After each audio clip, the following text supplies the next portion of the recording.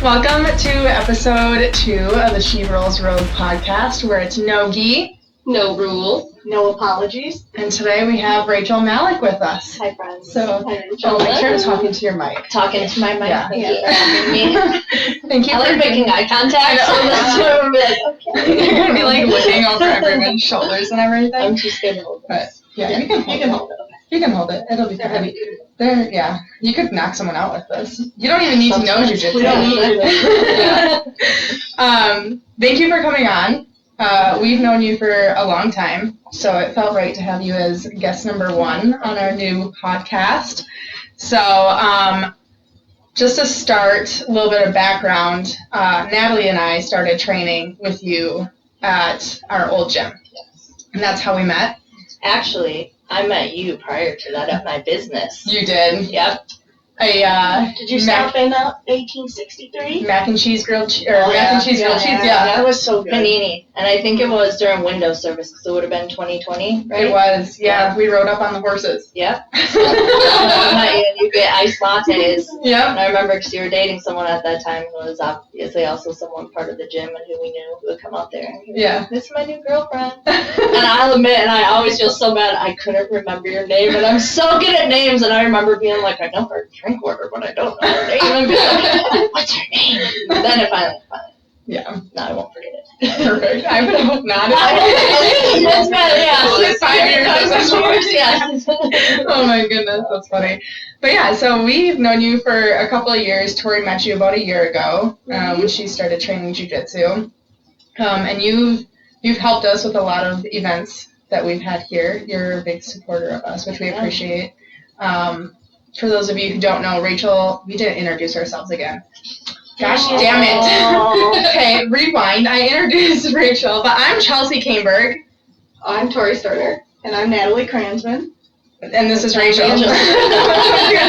Welcome, Rachel. I said we'd get better in episode 2, and we're already failing. Well, it didn't take us long to remember this. Yeah. Yeah, we weren't halfway through at least. Yeah, that's true.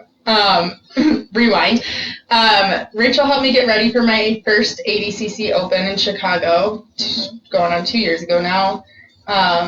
But you helped me with that. You've come to our women's events. She was an instructor at our first ever women's seminar in Open Mat. I think that's when I met you. Yeah. Probably the first likely. Yeah. She's come to my women's comp prep classes. That was fun. I didn't have to participate, and I just Oh my god. Same. It was jarring. It was great. You did good. She's a good drill sergeant. Yeah.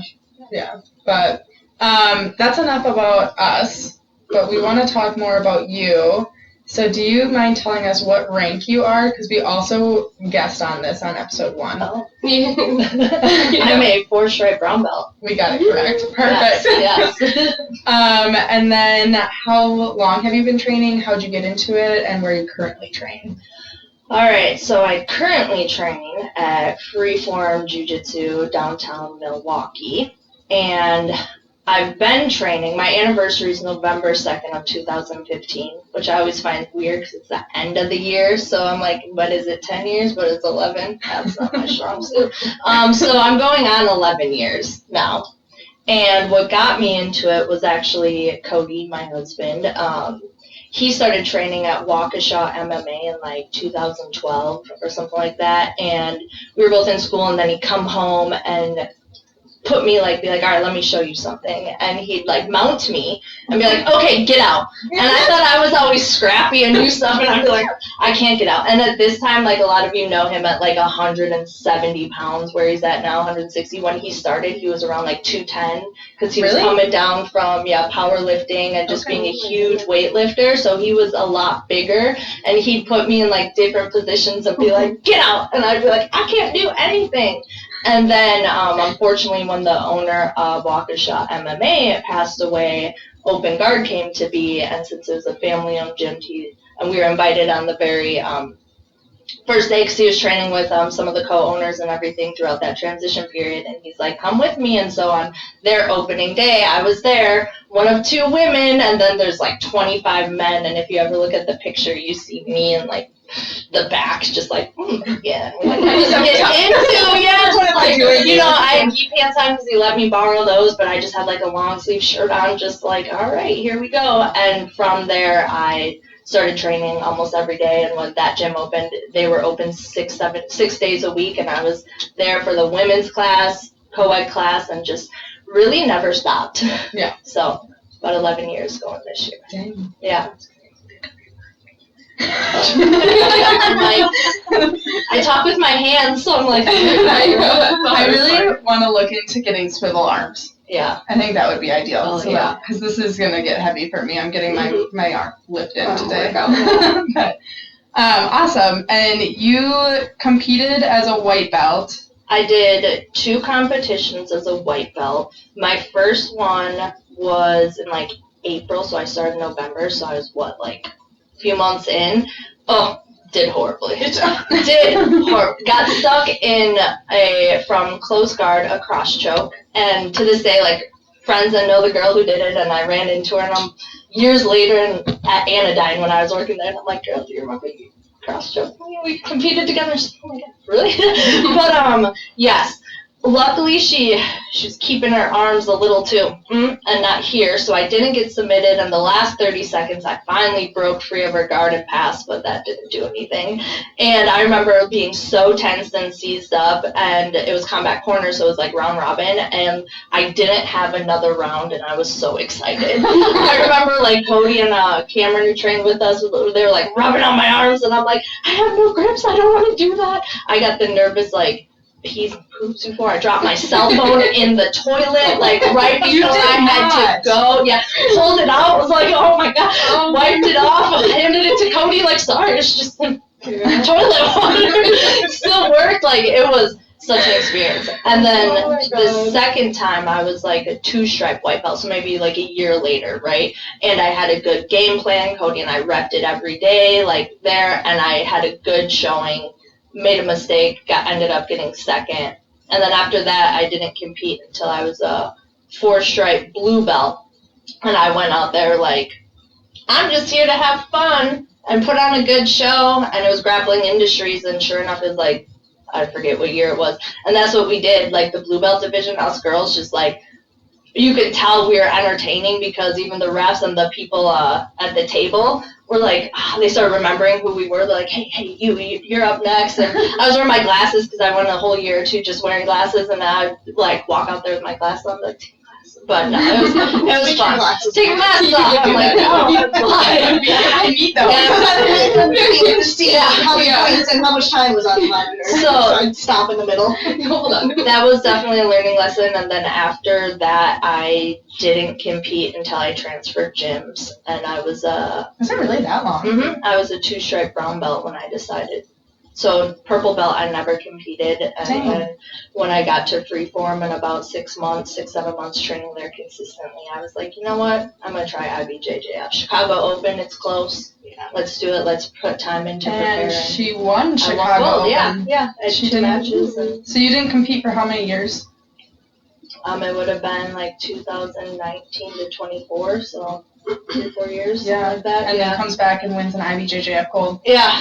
At brown belt. At brown belt, yeah. That's crazy. Good, yeah. And what's cool, like, and my coaches, we've talked about it, is I had 2 girls who had 2 very different games who I competed against. Like, one girl was really good, wanted to play guard, this and that, and I was able to, like, mitigate and get through that type of style. And a lot of things that I had just practiced with my game, I was able to execute, which is always a really good feeling where you're like, wow, it works, right? And then another girl who I communicate a lot with, actually, she and I talk, we'll be like, are you at this comp, are you at this? But she just earned her black belt, so won't be competing in her brackets anytime soon.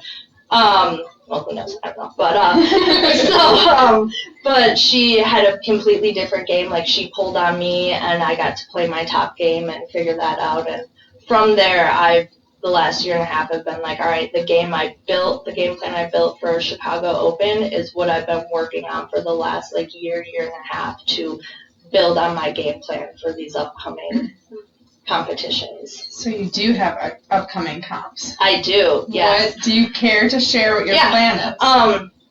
Well, I was going to compete this coming weekend at Atlanta, but I didn't pay for my $80 plane tickets, and now they're like a few hundred. So I'm deciding I'm not doing that one. I'm just gonna do Indy, which is the beginning of March, and then Pans is at the end of March. So I'm signed up for that, and then I'm also signed up for Chicago Open in April. So they're gonna come just a few weeks apart from one another.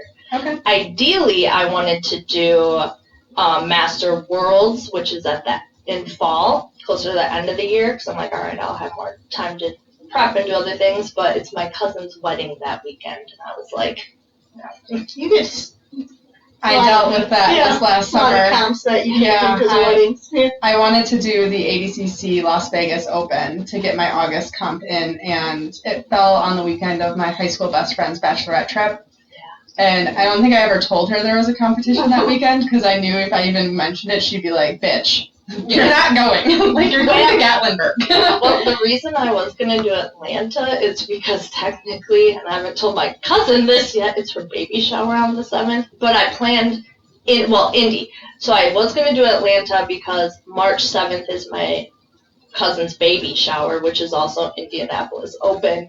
But I had planned on doing that before they announced the baby shower. And I talked to Cody yesterday, and I was like, he's like, they can't go for it. No, I haven't told her yet, though. So I'm like, oh, and I can't find the text thread, so I'm just going to have to tell my family, I'm sorry, but I'll be there when your baby's born. I'm sharing my birthday month with her. Him. Sharing my birthday month with him, so, what more can you ask for? Yeah. So this episode is going to release on the second Tuesday of February. Oh, that's fine. So either before then, or just don't share the episode. Or share the episode. And that's the way, right? That'd be typical. They'd be like, oh, this is exactly Rachel. Well, that is funny. Yeah. But how do you, so you helped me prep for a couple of comps, and I had a lot of fun when we were prepping for ADCC. You gave me a lot of really good advice on when you're in a spot, like, think about what you're going to go for if things are going your way, and what's going to happen if things aren't going your way. So one big thing that we went over at the comp, or I don't know if we did at the comp class, but I've done it in women's class before, is your takedowns, because stand-up is hard for anyone that's not a wrestler. So you had told me, okay, your stand-up is going the way you want. What is your best case scenario? And then what's your worst case scenario? And that helps me train. Now I'm on the bench right now, but when I am training for comps, that's constantly in the back of my head when I'm doing training rounds is, okay, if things are going my way, what am I moving forward for right here? And if I'm getting my ass kicked right here, first of all, my mentality can't be, I'm getting my ass kicked right here. Just how do I get up? So what is your kind of comp prep look like, and what's your mentality going into competitions? So, and I know I spent a lot of time, obviously, in 2024, because I told my coaches I was going to compete in, March, and I got ready, and that competition was until August, so I had I was like a 12-week or longer than that, obviously, however many months, once again. But, math is hard.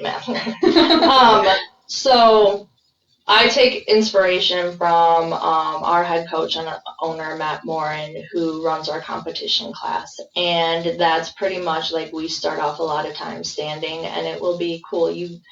Everything goes your way. What do you do? And I'm competing in the gi right now. So I feel that my gi, depending on who it is, it's going to be kind of different, if you want to say that. I am a bottom guard player through and through, but I love top passing. But a reason why I have been really working on pulling guard or seated guard, pulling to seated just to get it, because in IBJJF, if you're going to pull to seated guard, you have to make a grip, and you have to have butt on the floor with that grip. So what that looks like is I have my standard pull, what I kind of taught you guys last year, but then I have I'm going to beat you to it, where I just get whatever the grip is, collar, sleeve, belt, and just sit. So I can bring them into my A game, which is my bottom game, in order to entangle. And I'm going de la hiva to either baby bolo back take or to sweep to come up and pass, right? So we work a lot of that. And then it's like, okay, but what if you can't get that connection? Then what are you going to do? Now, I've worked wrestling throughout a long time of my jiu-jitsu career, and I feel confident with my wrestling, but I'm also going to know, like, do I want to try to out-wrestle a wrestler? No. Why would I feed into their game and their specialty? So I then will focus, all right, I'm just going to sit. I'm going to pull. Unless it's during, class and where they're like, you got to wrestle, then I'm going to figure out, okay, collar drag single is most likely what I'm aiming to go to, because that's my one wrestling move that I've just drilled since I was like a blue belt. And I did execute those when I was, the last time I competed, I executed them as a blue belt when I competed. And that was my one takedown. Boom, got him. And I think 2 of the girls.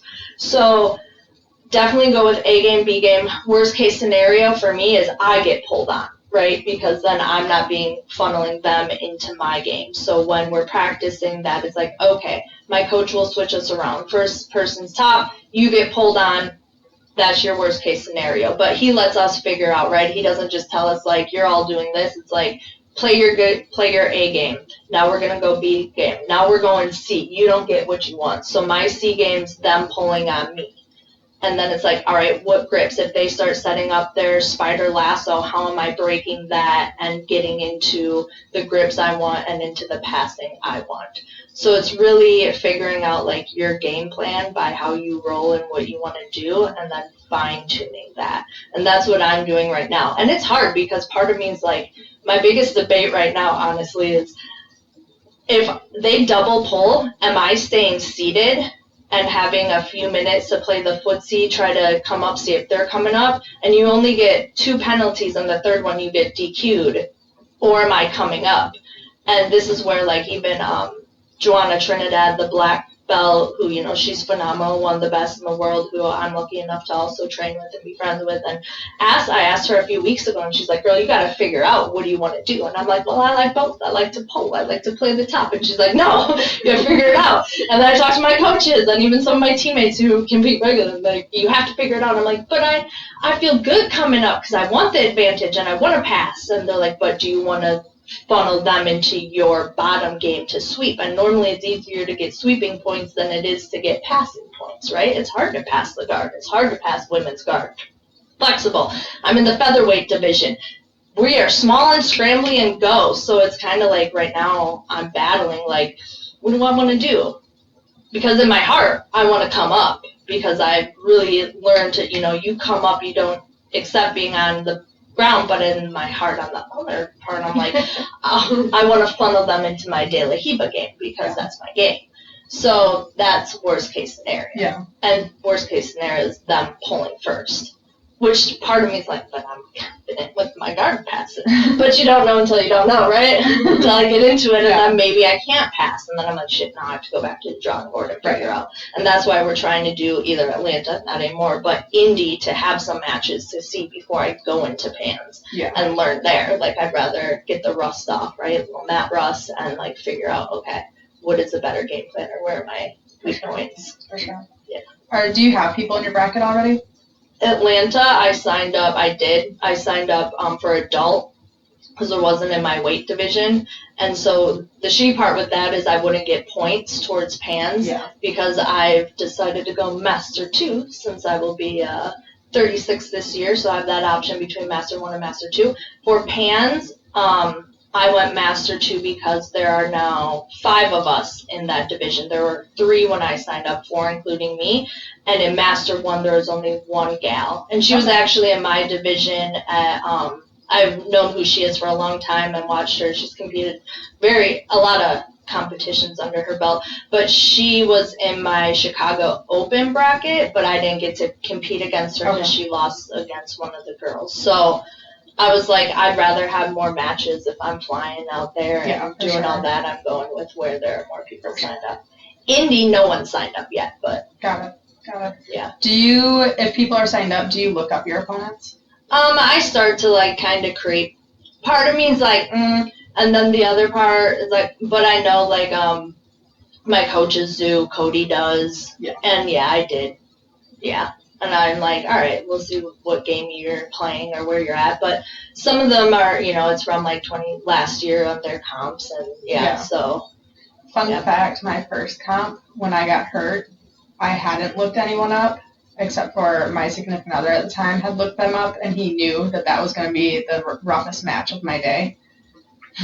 Turns out, not my only match of the day. I'm like, could have warned me about that, right? Oh well. Yeah. Do you like to look up your opponent so that you know what you're getting into, or do you think it psychs you out a little bit?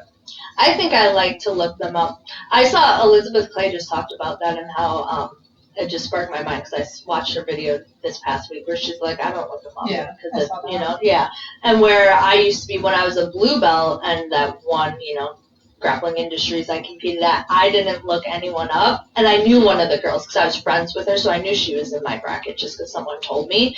And then the other girls, I didn't know them. Lily was one of them. Oh, really? In my no-gi, yeah. That's how we truly met. She guillotined me, and I was like, all right, we did. But I was no-gi because I did gi and no-gi.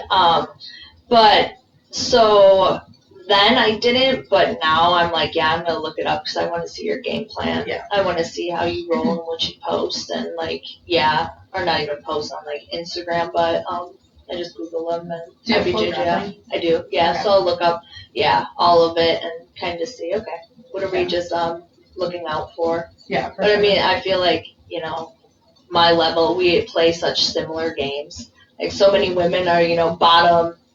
De La Riva definitely in the gi, playing this is the same spider lasso, it's all guard. Yeah. And so if you can be well-rounded, and I feel very well-rounded with my game, that I go in there confident enough, kind of like the mentality stuff I was talking about, visualizing, I'm like, you're not going to beat me. And I know, I'm very aware anyone can beat me at any rank. Yeah. But when the mentality coming into this, I'm like, no. Yeah. No, that's a big thing. That's also something that you said to me when we were prepping, and it was, no, I'm going to win.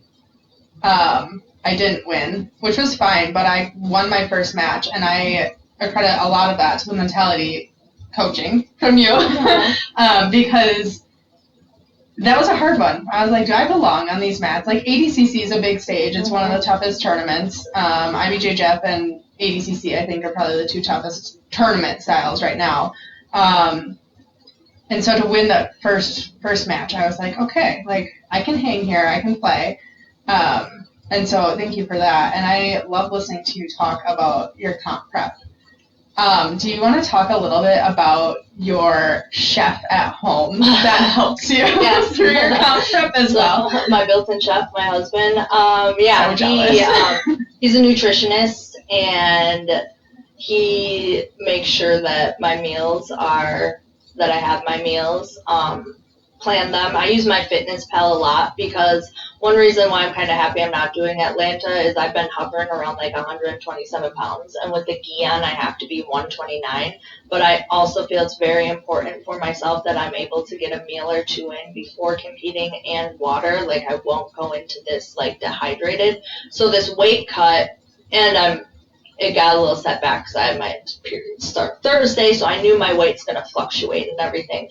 But my weight cut, I've been waking up and weighing myself before I go to the bathroom, after I go to the bathroom, factors, and making sure that it makes a difference, and just making sure. I just was not happy that by next week Friday when I was flying out that I'd have to figure out how to continue to play with my macros and take food out. I get hangry. And I was eating a lot of peanut butter and whatever I wanted for the last year and maintaining about 128, 129. And so then taking all the good stuff out, I've been like, I'm so hungry. But anyway, so he helps me meal prep. He helps educate me on understanding the why and what I'm doing and everything. And so, yes, meal prep with him. He cooks us dinner. Our agreement's kind of I keep the kitchen clean, and he makes the food, which is it's a good ordeal. He pulled his weight better than mine, I'll admit that. So, yeah. If you don't follow him, you should follow him because he posts really cool, cooking videos. I don't know how does he have a tripod? Yeah. How is he getting those angles? We both, tripod. Yeah, because he's very crafty. He gets very, he's very nerdy, and so anything, he's going to research everything on anything, right? So if he wants to do something, now he's spending hours. I mean, he's a science nerd to begin with, so his brain goes into, I'm going to learn everything about whatever topic I'm looking into, and he's always trying new things and always, building new things, businesses, wanting things. So, like, yeah, if he's going to do something, he's going to do it 100%. For sure. Yeah. For sure. Does he train as much as you now? Right now he's working through some back injuries, so no, he's not. He's not at all, yeah. Which is sad, which I realized because he's obviously at home. We have mats and a mat space in our basement, and so we're going to be practicing, obviously, my game plan and just rolling and all of that together. And it dawned on me because I told him, I'm like, oh, we haven't really trained together in a long time, and it's been months, and we go up and down. 11 years of training together, there can be a whole nother conversation of training with your significant other. Not always good, not always bad, but so it's been months of us really rolling and training, and I'm like, you haven't seen the progression I've made in how many months from not being at the gym or really rolling with me. I'm like, so I am excited too with competition to be like, oh, you can see me, but also the more we get to train together. But he has to be mindful of his lower back, and so any certain positions can tweak it. But the last time that you competed, he posted a lot of behind the scenes. He was Rachel's personal paparazzi, and it was so cute. And I was just like, what's she doing now? Let me go check Cody's Instagram story. she's in the bullpen. He's my obviously number one cheerleader, and he will always be I feel like I'm so humble, almost to a fault, where I'm where I almost get shy, and he's always like, no, you're an influencer, you're a big deal in the community, you're this and this, and it's kind of that, what's it called, where we think imposter syndrome in a way, where I'm like, who am I? And then it's like, oh, all right, okay, I'll believe you. Those are little moments of trust that are built, or things that happen that you're like, okay, I can own this space. Yeah. I can step up, I can own this space, you're right, I am. So I always find it interesting, because it's how you view your life and what you're doing is just normal to you, but then when you start talking to other people and they're like, you influence me, you help me do this, you don't know how much you truly impact and influence people. And I was afraid of you at first. I'm the silliest person. Not personally, but on the mats. I'm I don't want to look stupid. We all do. Even at this ring, I think that with people. I don't want to look dumb. I know jiu-jitsu, I think. I don't know. Oh, that is funny. I do want to circle back a little bit to the competing one last time, and just ask you, what is your advice for someone that is competing, maybe seasoned competitor or a brand new competitor, and how to go about the anxieties of it all? I think something really stuck with me that I heard was one of our other coaches said, he's just remember that anxiousness is the same feeling as excitement. That's what you're going to say. Me too. Anxiousness is the same. So Coach Andy, thanks for that. And that really stuck with me, and going into Chicago Open, I felt so prepared, and I was very dialed in mentally. I journaled every day. I did affirmations. I took notes in class. I'm back to taking my notes and just redefining my game. But really, what did you ask? Anxiousness. My nerves. Okay, yes. So, piece of advice. So, yeah, I went into that going I'm excited that I get to compete. I'm excited there are people in my bracket. I'm excited that I get to showcase my jiu-jitsu, not just to my team, my family, but to myself. I'm excited that I just have this opportunity, that I'm healthy enough to, that I'm able to, do something this for me, because competing is a very selfish sport, right? It's a very selfish thing. And that's something Cody and I have to talk about, because other things get put on the back burner now for me to compete. So it's one of those where my mentality with it's just I'm just happy to go out there, and it shouldn't my wins or losses, and I feel I'm riding off of Chicago Open, which is another reason why I'm I want to compete, because I'm a firm believer too, yes, I did win this at a brown belt level. There are 2 girls in my bracket, but I want to show that I can do it multiple times and not just like have my one hoorah, luck of the draw. Not that that's what it, was, but to me, that's how I feel like I need to prove it more to myself. So that mentality of just being like, I'm excited instead of nervous.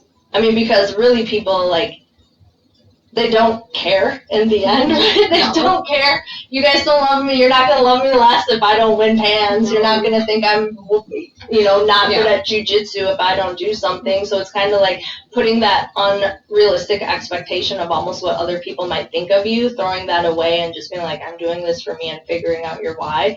And know that everyone gets nervous, as you even hear the top level people talk about their nerves, and just try to rewrite it into something else, and it's excitement. And I remember talking to one of my teammates who also did Chicago Open with me, and not to pick on the men, but it was one of the guys, and he was like, oh, I'm nervous. Are you ready? Do you feel ready? I'm like, yeah, I'm good. I'm like, I feel mentally great. I'm like, and then I gave him the same speech. I'm like, nah, you're excited. You get to showcase. You get to just that little mantra. And like Cody also helped come up with a mantra for me, and I try to give it to my girl gang when they're competing, and I gear it towards like who they are. But Cody, in the back of my head, is always like, too big, too strong, too good at jiu-jitsu, to this, so that in my head when I go out there, like, work too hard, I'm too big, I'm too strong, I'm too good at jiu-jitsu, like I work, just my own little mantra, and I feed it into the girls or even some of the guys, and whatever is something quirky about them or would relate to them, but building that up that you just kind of repeat to yourself. And I remember being at Chicago Open, like standing there for my second match, and I just watched this girl double leg the other girl, get a Kimura and tap her out, and being far, across the bullpen watching. And I'm like, shit. Then remember, I'm like, Brooke Crawley and I wrestle all the time. And not that I beat Brooke, but it's that mentality. I'm like, ain't nobody like Brookie when they're doing takedown. Like, and then it's like, okay. And standing mat side, be there, and I started feeling like the nerves come up, and me go, I came here to win gold. I'm not settling for anything less than gold. And sure enough, she pulled, which I'm like, hallelujah, pull on me, let me pass. and she like really locked down like a quarter guard, and I won off an advantage, which, come my next comps, I'm like, more than just advantage. My goal is to get my subs. But I played it safe and didn't let her pass. I won off an advantage because she started to turtle. I prevented her from turtling. We got into kind of a scramble. She stood up. She shot at me. I sprawled, stopped that. She went to sit back, and I was just back, knee cut. I'm like, nope, we're not settling here, and just dove back in. So I won off at just that, but it was kind of like, all right, stand in that mess. I like, no, you're not going to work. Yeah. And when they say just stand up, sometimes you can really just stand. You really can. Sometimes. You got to go half mode, and just like, I'm sick of it, just stand up. Oh, that's awesome. Yeah. Hopefully that long-winded answered that question. Yeah, you did say something in there that is what I want to use as a segue into our next topic. Women's jiu-jitsu. Yes. What this podcast is all about. You run the women's program at Freeform, and you've been doing that for, it's been a year. A year now? Yeah, just a year. I took over like November last year. Okay, cool. 2024. Yeah. Did they have a women's program? They did. Oh, okay. Yeah. I thought you started it. So, no. Okay. No, they had one. They had a prior coach, Susan, who came from the previous gym they all trained at and came over, and she just has a very, very important big girl job. And so after a while, it just kind of made sense since I was always there, and like, and when I first, Coach Matt, when I first came to Freeform, we like talked about, all different stuff, and I said, I just want to be a student, right? Because Open Guard, I was coaching since a blue belt, and so that was from 2017 until 2023 that I had been coaching the women's no-gi program. And after a while, I was kind of like, I just want to be a student, and I'm training at a new gym, like, and the position wasn't open. It was being, someone else had it, so it's not like I'm going to be like, I'm here. I'm on the way, you don't know me. But Rachel has arrived. Yeah. So it just kind of came to be, I'm like, and I was really happy. Like, I hadn't, although I was just helping teach one class, it's still energy into that. And then not as much, that one less day to focus on your own training. And going in there, I'm like, I'm excited just to learn, have no responsibilities, just be part of the team.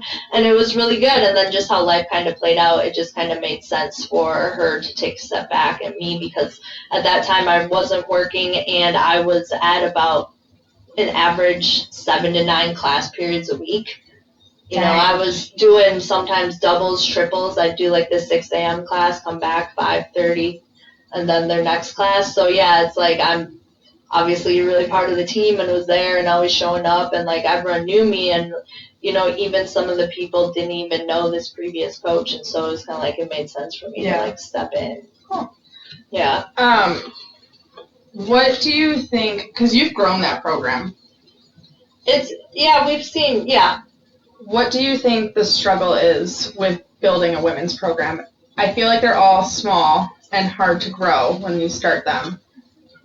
What do you think I think there's so many avenues we could go with this, right? I think one, like location. Location is a big thing. Yeah. If there aren't the people aren't going to come.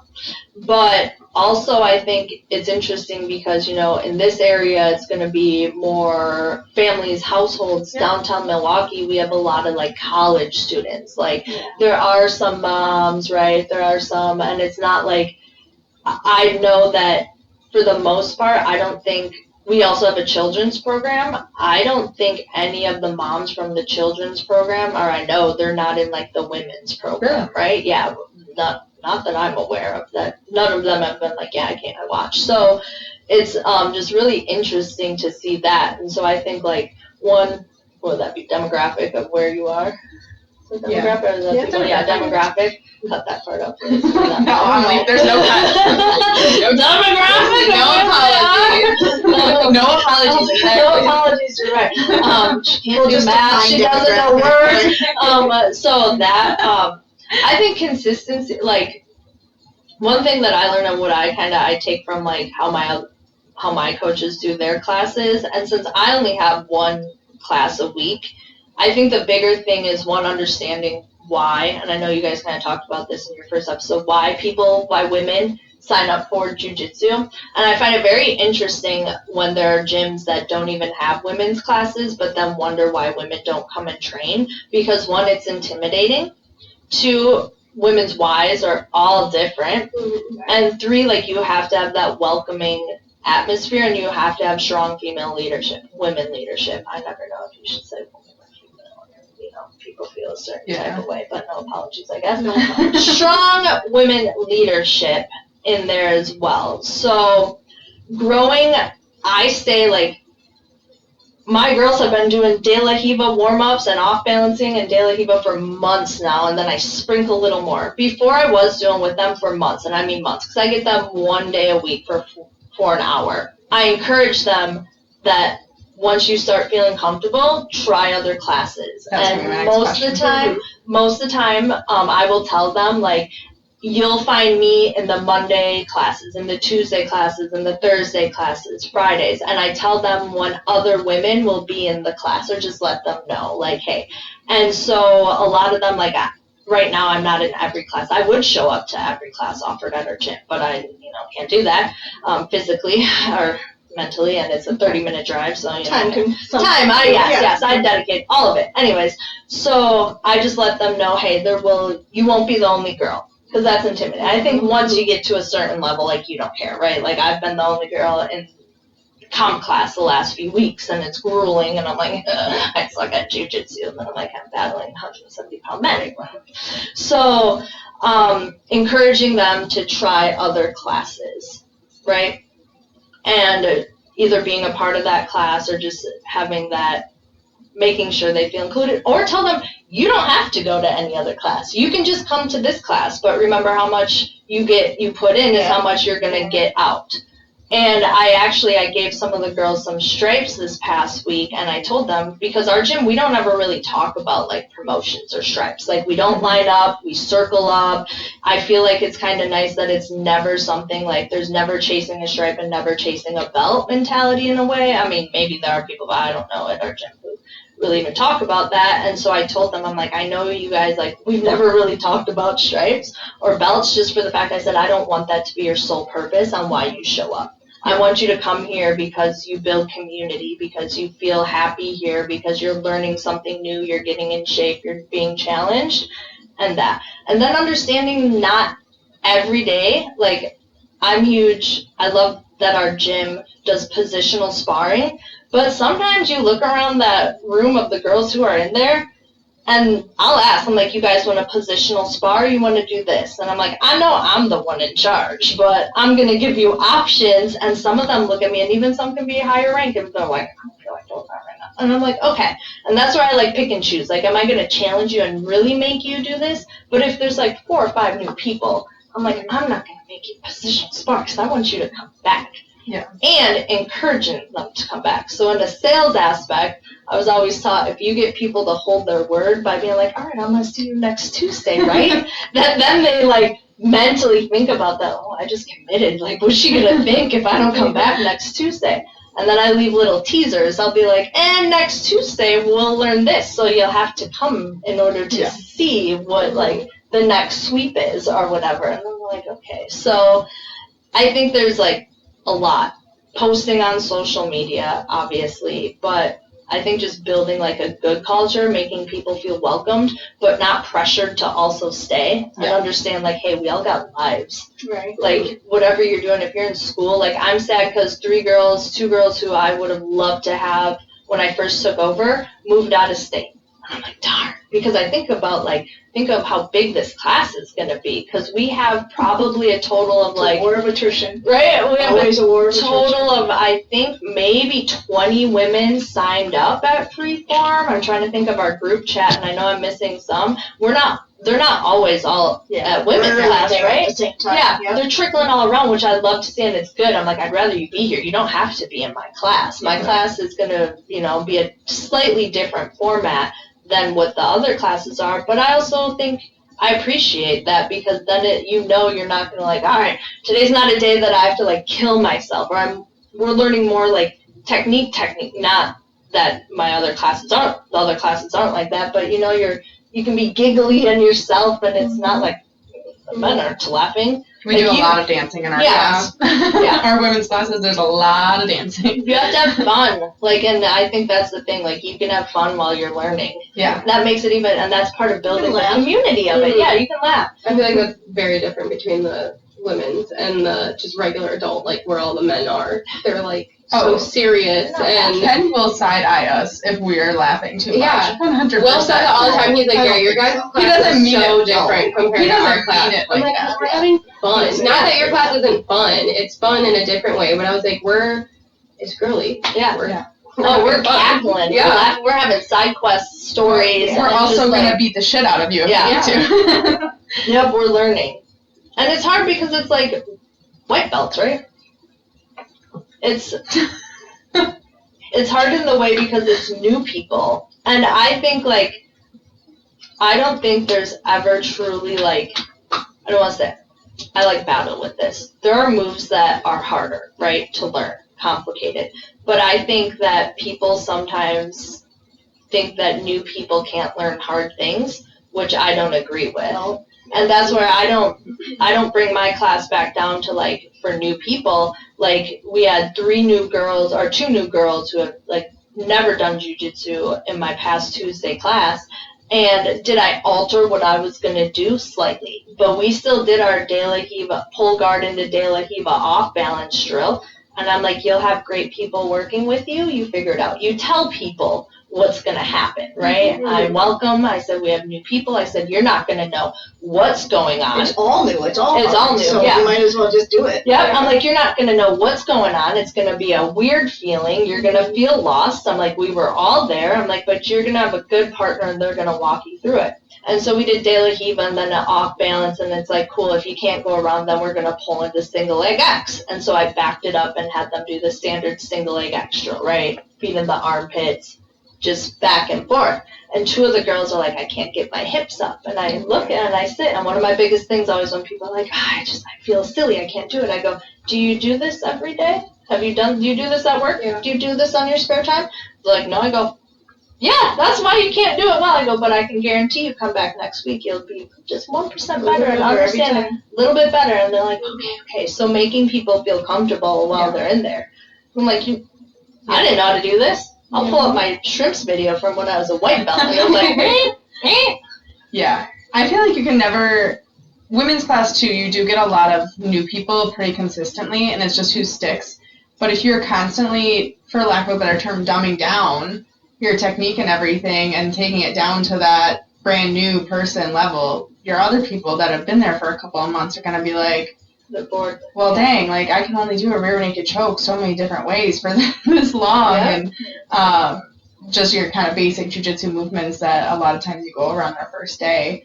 I know me personally, when we have new people come in, I just kind of give like a little TED talk of, if anything's uncomfortable, you can say tap or hit me, but try not to hit the mat because there might be noise and we might not hear it. It doesn't matter if it's you're just uncomfortable, just say tap. But it's pretty much, those are the only things that I'm like making sure to say when new people come in, or like, hey, just try not to like rip people. Yeah. Like, don't rip their arms off. Don't rip their legs off. Like, So. Well, hopefully anyone with a good amount of experience knows that to begin with. But yeah. So. But yeah, you definitely can't, every time someone new comes through the door, take it back to level 1, because you'll never get people to stick around. Yeah. And exactly, people won't advance either. I mean, they'll get really good at that one thing, but. Yeah. And that's what, because I have, like, you know, some of, which I love to see. I think another thing is when the other higher belts start coming to your class, because before schedules weren't allowing some of the girls who are purple and blue belts always in my class, and now they've been coming, and which I love.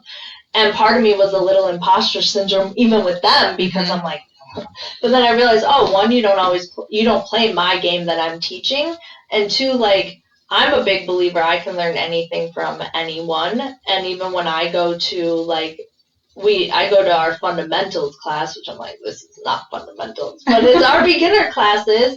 And I remember just a few weeks ago, my coach was like, I know you're good at guard pulling this and this. And I told him, I said, no, even these details that you're pointing out here are other things that maybe I don't think about, and now I can implement. Even the simplest thing of when I'm pulling into de la Hiva, not my legs far across this way, to move it up behind the armpit, because then it's harder for them to start stuffing it. I'm like, that's not something I had considered prior to being in this class the day before. So it's like, knowing you can always learn from anyone, but I'm like, I can't dumb it down, because that's gonna, one, I just don't want to do that. Right. And two, like, I need to make sure, and I tell the girls, just like, if their partner or whatever, I said, if you guys want to figure out how this plays into your game, or like want to play around with it, I'm like, I really don't care. Definitely if like the higher belts are partnered together, I'm like, I don't care fully. I'm like, just pull and then figure out how this will get you into like K-guard, or pull whatever will get you into what you're playing. So it's like, giving them the freedom to do that. But I always think it's really good, like, you know, to also reflect and be like, wow, look how far you've gotten. Like, I had one girl who, when we did triangles a few months ago, maybe last year, she was struggling with them, and when I brought them back from a different position, shooting them from something, she, like, got it down, and I was like, and she even remembered, she's like, better than before. I'm like, you're right. Yeah. So, like, you know, always praising, which I'm sure, you know, like, people love to be praised. So just, like, picking up on that, like, but also being able to read people, because you can tell when someone's kind of got that, like, doe in headlights, like, I'm not comfortable. And this was just, like, this past week, one of the brand new girls, first day ever trying it, she was having problems getting her hips up, and two, when she first came, her sister came with her, and her sister and I had met a few times, because her sister had been, like, in 2 classes, one with me, and then 2 classes not women, so this was her sister's first women's class. And I'm like, do you two want to be partners? Which is kind of hard for 2 new people to be partners, right?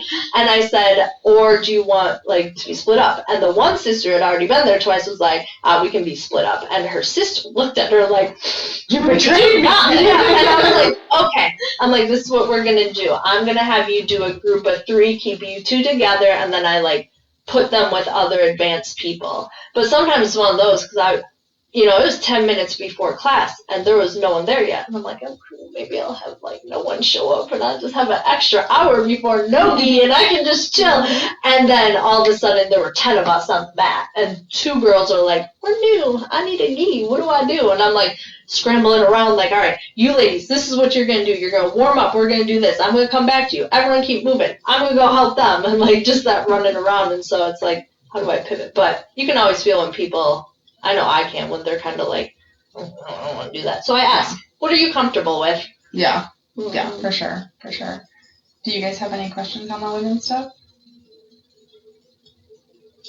Tori's reading her notes. I am looking.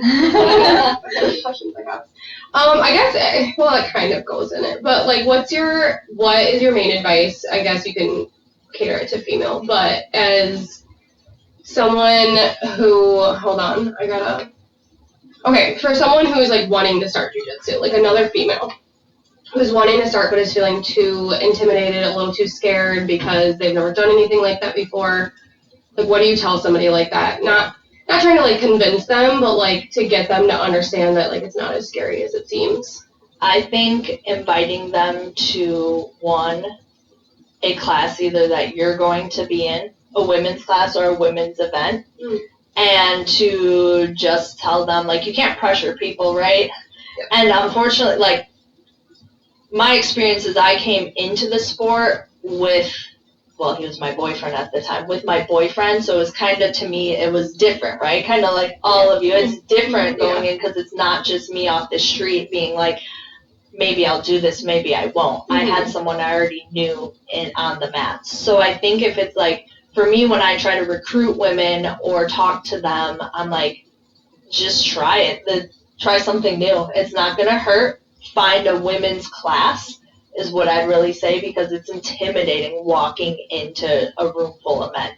I even get intimidated going into other gyms, a room full of people that I don't know. And, you know, I'm the rank I am, and I'm like, I don't know it's safety, right? That too. So I think if you're encouraging other women, or if I am, one thing as a coach I lead with, I'm like, come to my women's class. It will be good. It'll be easy. You can sit and watch. You can feel it out. Like, I'm not going to make you do anything. Like, you are your own person. There's no pressure. But, you know, start by coming and watching. Get a feel for it.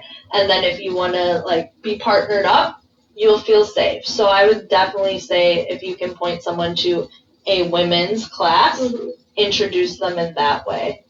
And just be like, communicate if there's anything you feel uncomfortable with. For sure. I like that. Anything else? I have a question, but it's probably not, like, it's not a good segue to it, but I'm just going to ask it. Yeah, I'm just asking because we do say that we're at 52 minutes, and we try to keep these about 45 minutes. Easy, but it's fine. My quick question, and then you could probably move on to your rapid fire, but is, what do you wish you would have known as a brand new white belt? Everything. Right? Nothing. So one, you're gonna want to come every single day. Don't put jiu-jitsu in front of your family or other activities.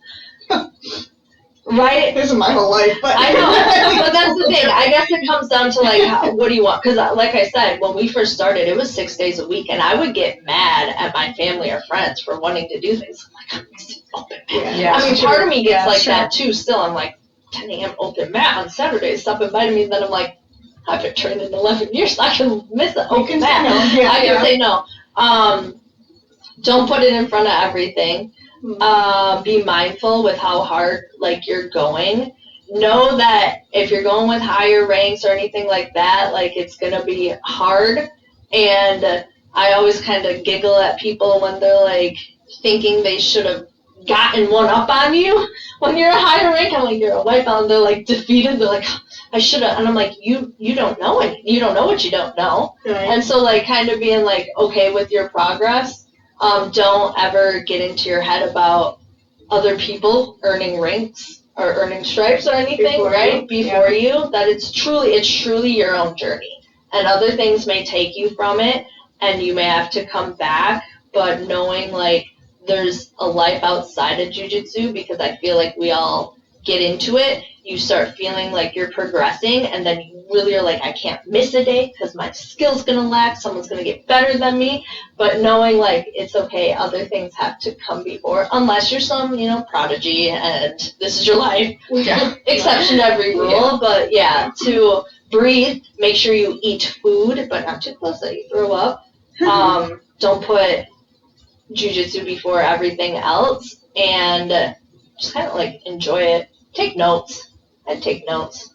Okay. Take notes, watch videos. Yeah, that's a good segue into my other question, was like, what would your advice be to, for someone who's like really trying to progress in jiu-jitsu at any level? Are you a note taker? Are you a drill person? Are you a watch videos? Like all of the above. all of it. I really enjoyed last year taking notes, and I'm getting back into taking notes, and I guess like my notes compared to my level than what a white belt, blue belt would be, because I can just, write little snippets and remember. Mm-hmm. But yeah, definitely take notes. The more classes you go to, the better you're going to get, but at some point there might be a diminish of return, because if you're fatigued training too hard, don't overtrain, because there really is a thing, your central nervous system, your body's going to tell you, hey, you're not feeling well, take some time off. And what else? Take notes. Don't overtrain, but if you want to progress, you got to show up. I know that's one reason why in 2024 to now that my level increased drastically, because I was hitting 5 to 7, 9 classes a week, which is crazy, but at the same time, I was really exhausted. And watch videos, watch the people you like, who play games that you like. I'm big on Levi Jones-Leary, because he's a phenomenal guard player. I watch, I forget if it's Mayasa or Maisa Bastos. She's phenomenal. She's like a light feather, but world-class back taker. Love watching her. So find the people you like and watch and pick apart their game and see what they're doing. Extra homework. It's like school. It is like school. It's just like school. It is.